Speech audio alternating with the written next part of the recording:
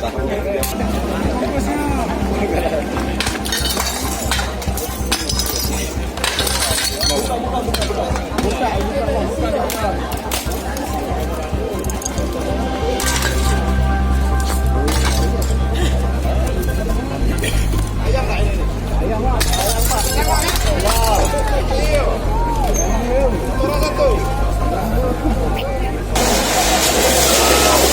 ini kita diadakan pemusnahan barang bukti tindak pidana khusus yang limpahan dari Bea Cukai dari Palembang.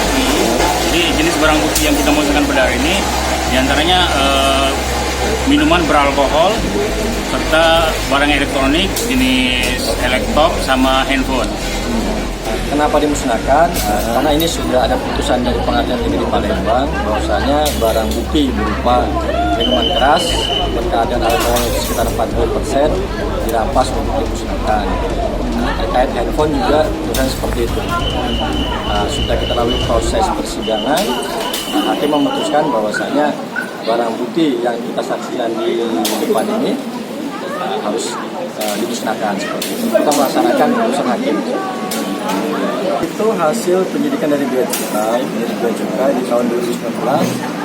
Ada giat yang dilaksanakan oleh Bea Cukai berupa penangkapan terkait minuman keras yang masuk tanpa legal tanpa pajak,